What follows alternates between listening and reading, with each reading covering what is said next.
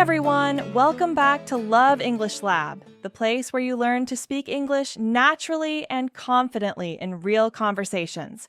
I'm Luna, and I'm so happy you're here today. Hi everyone, I'm Alex. If you want to keep improving your English with fun, practical topics like this one, don't forget to subscribe and join our growing community of learners from around the world.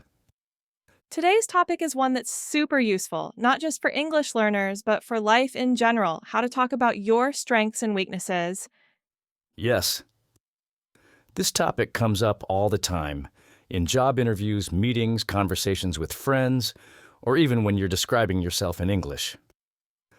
Exactly.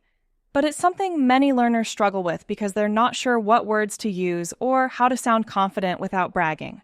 Right?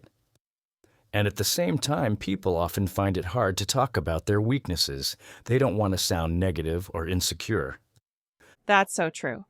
But in English, the way you express these things is all about balance. You can be honest and confident at the same time, you just need the right expressions. Yes.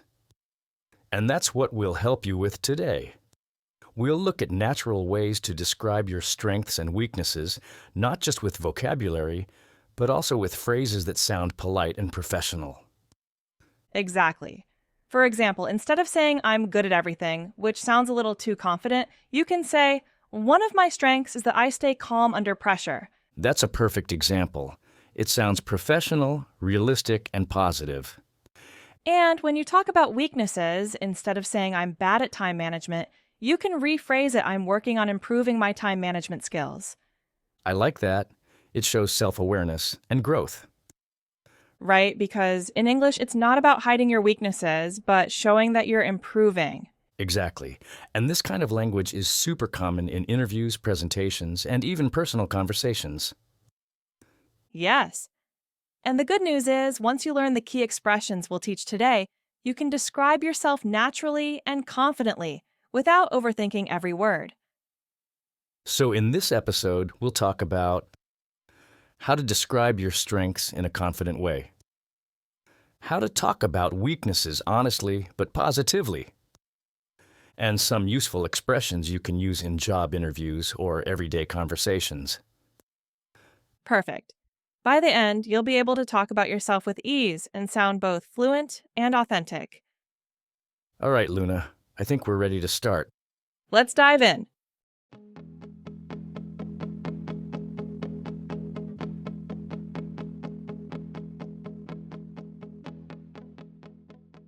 So, Alex, let's start with something that everyone should know, how to talk about your strengths confidently without sounding like you're bragging. Yes, that's such an important skill. Many learners feel shy when they have to talk about what they're good at, especially in English. Right, but in English-speaking cultures, it's totally normal to talk about your strengths as long as you do it in a humble and clear way. Exactly. It's not about saying, I'm amazing or I'm the best. It's about describing what you do well and how it helps others. I love that. And one of the most natural ways to start is with the phrase, one of my strengths is, Yes. For example, one of my strengths is that I stay organized and meet deadlines. That's simple, polite, and professional. or one of my strengths is communication. I enjoy working with people and explaining ideas clearly. That's perfect. You can also say I'm good at, followed by an action, I'm good at solving problems, or I'm good at managing time. Exactly. That structure, I'm good at plus verbing, is one of the easiest and most natural ways to describe strengths. And here's another one. I'm confident in my ability to... For example, I'm confident in my ability to lead a team. That sounds great, strong, but not arrogant. Right. It shows self-assurance, which is very important in English communication. Let's share some other useful phrases people can use. I have a talent for example, I have a talent for learning new languages. I'm known for staying calm under pressure. People say I'm good at motivating others. Those are really good because they sound natural and balanced. They show confidence without sounding like you're trying too hard. Yes. And you can also use examples to make your strengths sound more real. Oh, absolutely. Instead of just saying I'm good at teamwork, you can say For example, in my last project, I helped coordinate communication between different departments. Perfect. It's specific, and that makes it believable. Exactly. People like when you give a short example, it helps them understand how your strength works in real life. And even if it's a casual conversation, not an interview, examples make your English sound more natural. Totally. Like if a friend says, "You're always so calm," you can answer, "Yeah, I guess one of my strengths is patience." It really helps when things get stressful at work. That's so good, and I think another great word to describe strengths is reliable. It means people can trust you. Yes, reliable is perfect. You can say, "I'm reliable and people can count on me." That's something employers love to hear. Right, and other strong adjectives include organized, creative, flexible, patient, motivated, and hardworking. Yes, those are fantastic. But remember, it's not just about the words. It's about how you say them. Exactly. If you speak with a calm and positive tone, people feel your confidence. Yes, confidence is about energy and clarity, not volume. You don't need to sound loud, just sure of yourself. That's a really good point. And I think another common mistake is when learners try to sound too formal or memorize long, complicated sentences. True. The best way to sound natural is to keep it simple.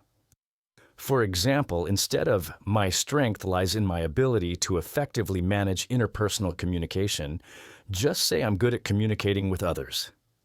Exactly. That's clear, modern, and natural English. So maybe we can share a few sample answers for people who want to practice. Great idea. Okay, let's give 3 examples, one for work, one for school, and one for personal life. Perfect. For work, you could say, "One of my strengths is organization. I like planning tasks carefully so everything gets done on time." For school, you could say, I'm good at learning quickly. When we start a new topic, I usually understand it after a few examples. And for personal life, "I'm good at helping others. My friends often ask me for advice because I listen carefully and try to understand their problems." Those sound so natural. Thanks. And learners can change them depending on their own experiences. Yes. It's all about finding what's true for you, not trying to sound perfect.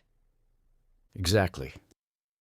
Fluency is not about memorizing lines, it's about being yourself in English. I love that. And once you can describe your strengths clearly, it becomes much easier to talk about your weaknesses too, because you understand your balance. That's right. Knowing your strengths gives you confidence, and that confidence helps you speak about your weaknesses honestly. So, in the next chapter, we'll talk about how to describe weaknesses in English, the right way. Yes, how to be honest, but still positive. Let's go there next.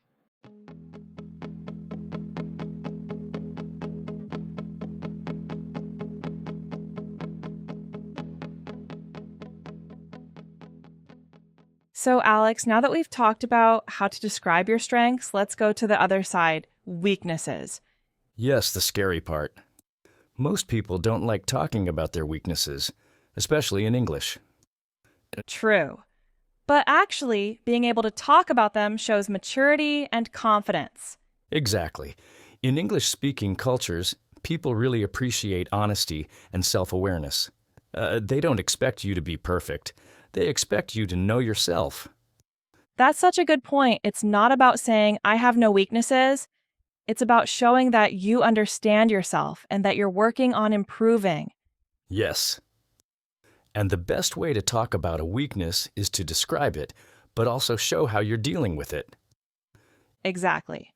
For example, instead of saying I'm bad at time management, you can say I'm working on improving my time management by planning my day more carefully. That sounds much better. It turns something negative into something positive. Right? You're not just admitting a problem, you're showing progress. And there are a few phrases that really help when you want to sound natural. Oh, yes, let's share some of them. Here are a few easy ones. I'm working on. I sometimes find it challenging to. I'm improving at. One area I'm developing is I tend to, but I'm learning to. Those are perfect. They make your sentences sound positive and realistic. For example, you could say, I sometimes find it challenging to speak in front of large groups, but I'm getting better by practicing with friends. Or one area I'm developing is staying focused for long periods. I'm learning to take short breaks and organize my time better. That's such a great one. It shows you're learning and making an effort. Exactly. And that's the key. The focus should be on growth, not failure. Yes. You're not saying, I can't do it. You're saying, I'm improving. Right. Another good example is I tend to overthink decisions, but I'm learning to trust myself more. I love that one. It's relatable and sounds emotionally intelligent. Yes, and here's another nice one. Sometimes I take on too many tasks at once, but I'm learning to prioritize and say no when necessary. That's such a natural way to say it. You're showing responsibility without sounding negative. Exactly. And the good thing is, you can adapt these examples to your own situation, work, school, or daily life. Right. Let's give a few examples for each one. Great idea. Okay, for work, you could say, I sometimes find it difficult to delegate tasks, but I'm learning to trust my team more. For school, I used to get distracted easily while studying, but now I make short study plans to stay focused. And for personal life, I tend to be impatient when things don't go as planned, but I'm learning to stay calm and adapt. Those examples sound so real. They show improvement, and that's what people want to hear. Exactly. Because everyone has weaknesses. What matters is your attitude toward them. Yes, and that's true in both English and life. Absolutely. I think another common mistake is when people try to hide their weaknesses completely. True. Saying I don't have any can sound dishonest or nervous. Exactly. It's better to choose something small and realistic, something that doesn't make you look bad, but shows that you're growing. Yes. Like I can be a bit shy in new situations, but I'm learning to start conversations more easily. That's a perfect one. It's natural and human. Or I used to have trouble finishing long projects, but now I divide them into smaller parts. I love that. It shows problem solving. Right? You're showing that you take action instead of complaining. Exactly. And that's something many English speakers respect when you show effort, not excuses. That's true. And there's another expression that helps when you want to sound reflective. I've learned to, Oh, yes. For example, I used to get nervous speaking English, but I've learned to stay calm and focus on communication instead of perfection. that's perfect for learners. Yes, it's honest, positive, and inspiring. So to summarize, when you talk about weaknesses, follow this structure. 1. Say what the weakness is. 2. Add what you're doing to improve it. 3. End with a positive or hopeful note. That's a great formula. It makes your answer sound mature, balanced, and fluent. Yes. And the best part is, you can practice this even in everyday life, when you talk to friends or reflect on your habits. True. Because fluency isn't just about grammar, it's about expressing yourself honestly. Exactly. And I think once learners master this, they can handle almost any personal question in English with confidence. Totally. So in the next chapter, we'll combine both sides' strengths and weaknesses and show how to use them together in natural conversations, especially in job interviews or introductions. That's going to be super useful. Let's do it.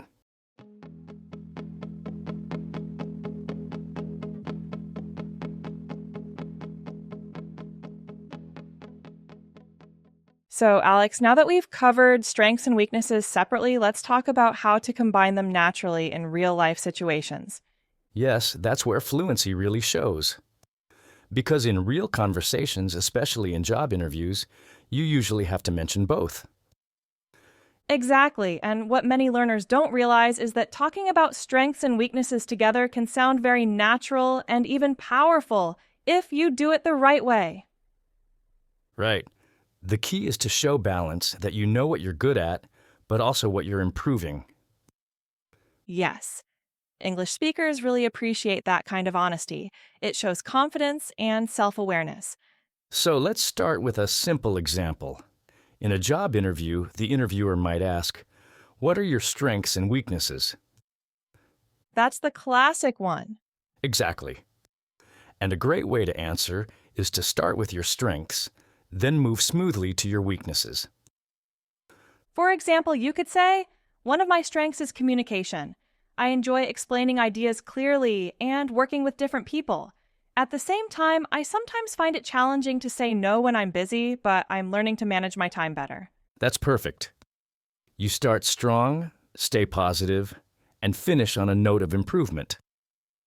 Yes. And notice how the weakness doesn't sound negative. It sounds human and responsible. Exactly. The goal is not to hide your weakness, but to show how you deal with it. Right? And that's something many English learners don't realize. You don't need to be perfect. You just need to show effort. Yes, effort always sounds better than perfection. I like that. Let's share another example. Suppose someone asks you to describe yourself. You could say, "I'm very organized and I like keeping track of details, which helps me complete tasks on time. But sometimes I spend too much time trying to make things perfect, so I'm learning to balance quality with efficiency." That's such a natural answer. It shows a real personality, not a memorized script. Exactly, that's what interviewers and teachers love to hear, something authentic. And it's not just for interviews. You can use the same approach in casual conversations. Yes, like when someone says, "Wow, you're so patient." You could respond, "Thanks. I think patience is one of my strengths, but I can get a little impatient when things move too slowly." That's a great everyday example. It sounds natural and friendly. Right. You're not trying to impress anyone, you're just describing yourself honestly. Exactly. And there's another thing learners can do. They can connect their weaknesses to their strengths in a positive way. Oh, yes, I love that trick. Like turning a weakness into a hidden strength. Yes, for example, sometimes I'm a little too detail-oriented, but it helps me make sure everything is correct. That's a perfect one. You're being honest, but you're also showing the good side of it.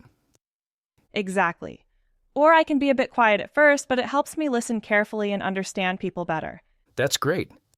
You turn your personality into something positive. Yes.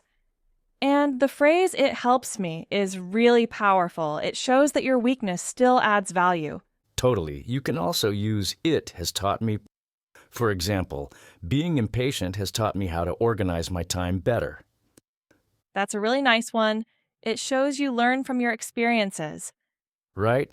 And for learners who feel shy about talking about weaknesses, this structure is perfect. It keeps everything positive. Definitely. Let's show another complete example for listeners to copy. Sure. Here's one for students. One of my strengths is that I'm a fast learner. I enjoy learning new things and adapting quickly. However, sometimes I rush through details, so I've been practicing slowing down and checking my work more carefully. That's so natural. It sounds confident, humble, and clear. Exactly. And learners can practice saying these sentences out loud. It's great speaking training. Yes, repetition helps you feel more comfortable talking about yourself. Totally. And for professionals, here's another version.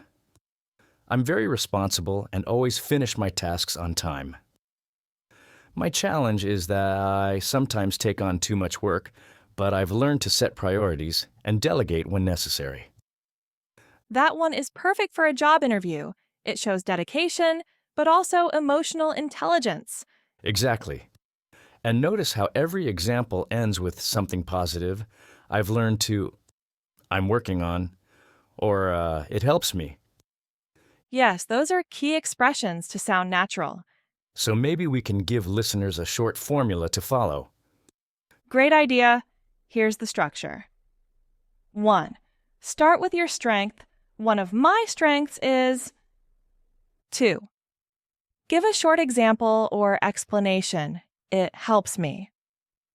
3.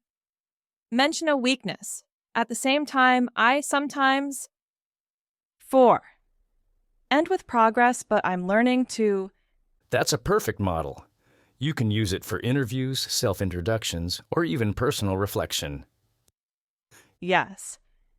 And once you practice it a few times, it feels natural, like telling your story instead of memorizing lines. Exactly.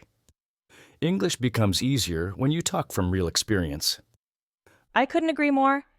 And in the next chapter, we'll give learners even more examples, different ways to express confidence and self-awareness in English. Perfect. Because talking about yourself clearly is one of the best signs of fluency. Absolutely. Let's move to chapter 4.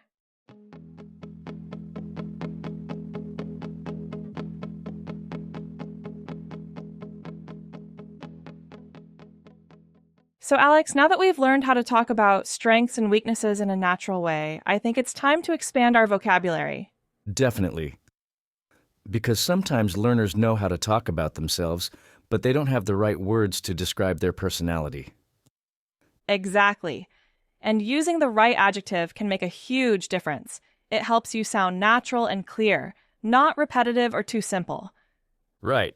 A lot of learners only use good and bad, but English has so many great alternatives. Yes. So let's divide this vocabulary into 3 parts: personal strengths, social strengths, and professional strengths. And then we'll also look at some useful words for weaknesses. Perfect. Let's start with personal strengths, qualities that describe your habits or character. Great idea. One common strength is being organized. You can say, I'm organized and like planning things carefully. Another one is responsible. For example, I'm responsible and always finish what I start. I like that. You can also say motivated. I'm a motivated person who always tries to do my best. Yes, that's a strong one. And patient, I'm patient and don't get frustrated easily. Perfect. And one more I really like is curious. It means you love learning new things. I'm curious and always open to new experiences. That's a great one for learners. Okay, now let's move to social strengths, the qualities that help you connect with others. Yes. One of my favorites is friendly. You can say, I'm friendly and enjoy meeting new people. And empathetic, that's such a powerful word. I'm empathetic and try to understand how other people feel. That's beautiful. Another one is supportive. I like helping others when they need it. Yes. And good listener is another important one. I'm a good listener and like to give people my full attention. I love that. It shows emotional intelligence. And team player is a great one too. I work well in a team and enjoy collaborating with others. Excellent. Those are perfect for both work and personal situations. Yes, and now let's move to professional strengths, qualities that are really useful for job interviews or school presentations. One of the best ones is hardworking. You can say I'm hardworking and always give my best effort. Or creative, I like finding new ideas and different ways to solve problems. Another one is adaptable. I can adjust easily to new situations or changes. That's a great one. You can also use detail-oriented. I pay attention to small details to make sure my work is accurate. Yes. And don't forget dependable. People can trust me to complete tasks on time. Perfect.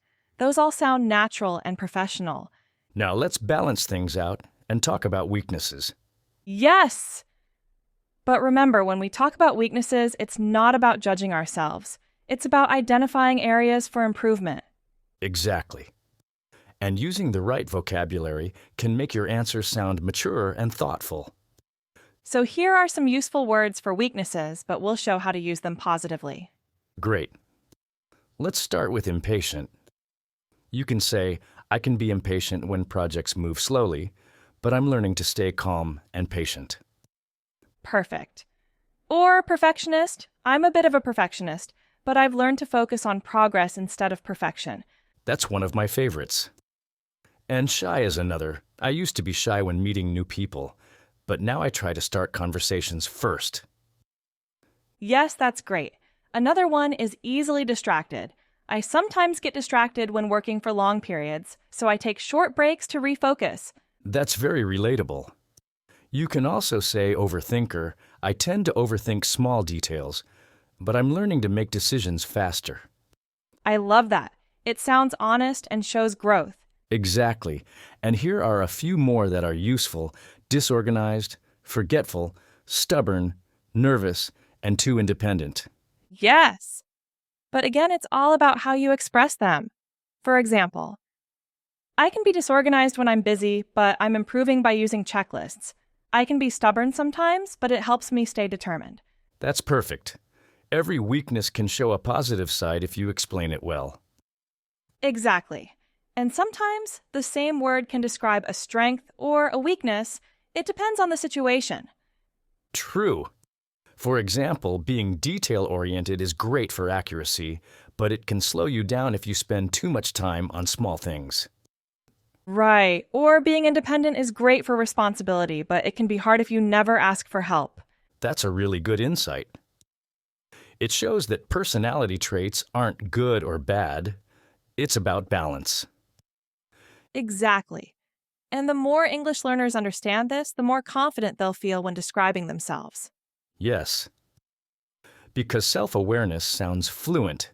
It's not just about vocabulary, it's about showing understanding of who you are. Beautifully said, Alex. Thanks. So for everyone listening, make your own list of strengths and weaknesses. Use real examples from your life and practice describing them in English. Yes.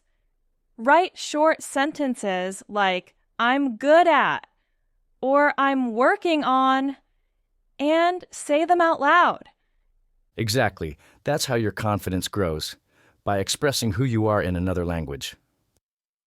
I love that. And in our final chapter, we'll show you how to use these expressions naturally in real life conversations, not just in interviews, but also with friends, teachers, or coworkers. Perfect. Let's help everyone sound fluent and genuine when they talk about themselves.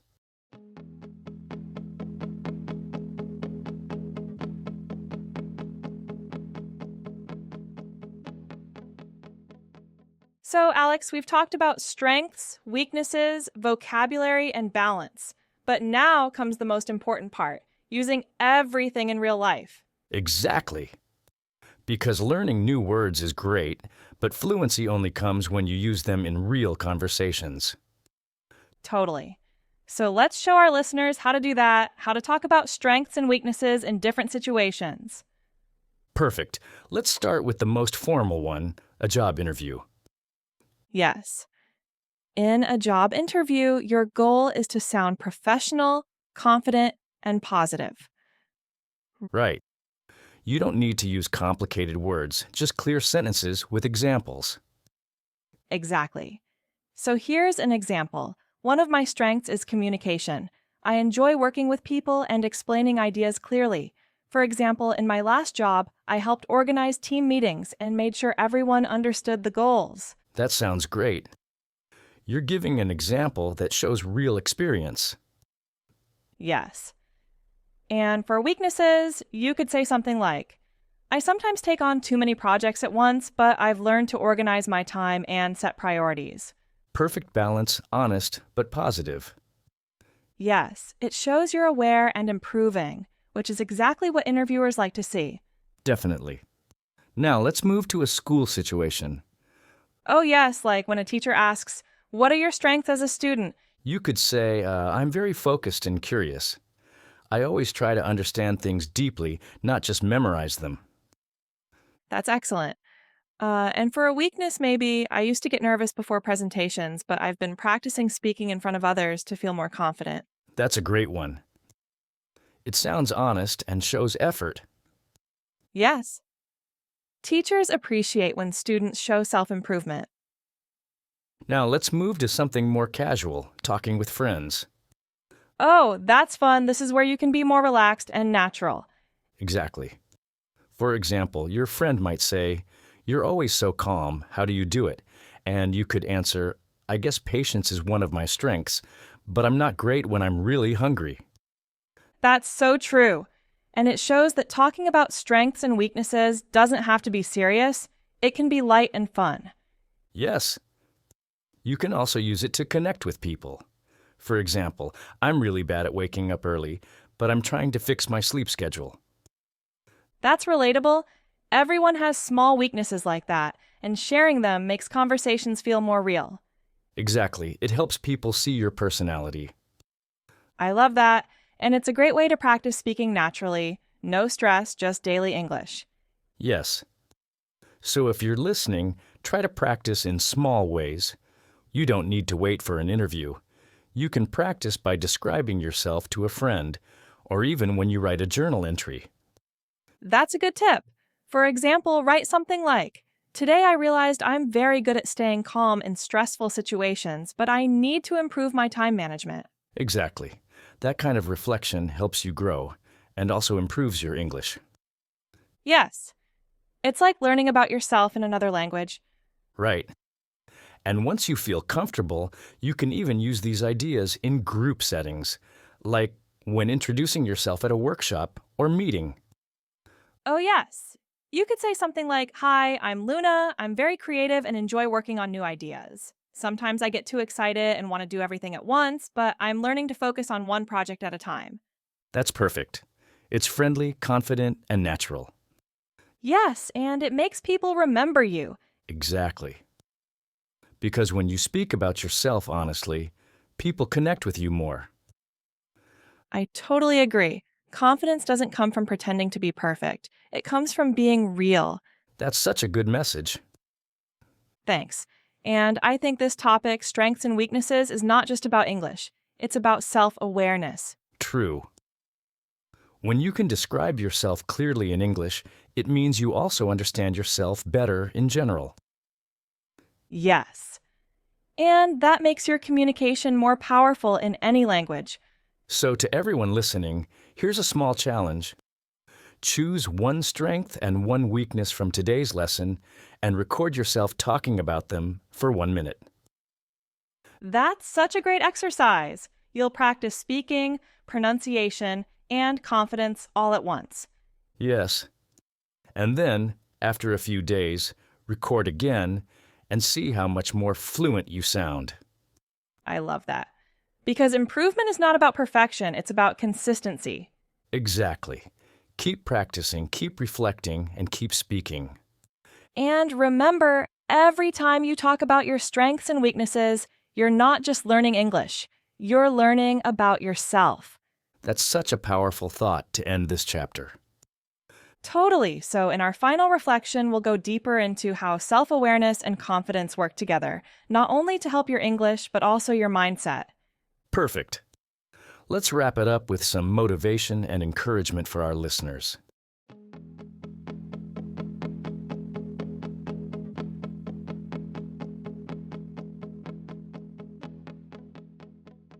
So, Alex, after everything we've talked about strengths, weaknesses, honesty, and confidence, I feel like this topic goes much deeper than just learning English. I agree. It's not only about vocabulary or grammar, it's about knowing yourself and being comfortable expressing that in another language. Yes. Because when you can describe your strengths and weaknesses, you're doing more than speaking English, you're showing emotional intelligence. Exactly. And emotional intelligence is one of the keys to real fluency. It helps you connect, understand others, and express your thoughts naturally. Right. Many learners believe fluency means no mistakes, but in reality, it's about confidence and connection. Absolutely. If you can talk about yourself honestly, what you're good at, what you're working on, then you're already fluent in the most human way. I love that. And the great thing is, you don't need to be perfect to sound natural. You just need to be genuine. Yes. Because when you speak from the heart, people don't focus on your grammar, they focus on your message. Exactly. And I think that's something every learner should remember. English isn't only a skill, it's a tool for connection. Totally. It helps you express who you are, what you dream about, and how you grow as a person. And speaking about your strengths and weaknesses is part of that growth. It helps you see your progress, not just in language, but in life. Yes. Like when you say, I'm working on being more patient, or I've become better at managing stress, you're not just practicing English, you're describing your personal evolution. That's such a beautiful thought, because language learning and self development go hand in hand. They really do. Every new word you learn becomes a new way to understand yourself and the world around you. Exactly. And when you can express both your strengths and your weaknesses, you show balance. And that's real confidence. True confidence isn't saying I'm perfect, it's saying I'm learning and that's okay. I love that so much. And that's exactly what learning English is, a journey of small improvements every day. Yes. So, to everyone listening, be proud of where you are right now. You've already learned how to describe yourself more clearly, more honestly, and more naturally. That's a big step, and it will help you in so many situations: interviews, friendships, teamwork, or even just conversations with yourself. Exactly, because confidence starts when you stop comparing and start appreciating your own progress. Beautifully said, Alex. Thanks, Luna. And to all our listeners, keep practicing. Try recording your own answers, talk about who you are, and remember, every time you speak, you grow. Yes, keep learning, keep expressing, and keep believing that your voice, in English or any language, matters. That's the real meaning of fluency. Thank you for joining us today. And remember, you don't need to be perfect, you just need to keep showing up. Exactly. Because progress begins with one honest sentence at a time. See you next time on Love English Lab. Bye, everyone, and keep speaking with confidence.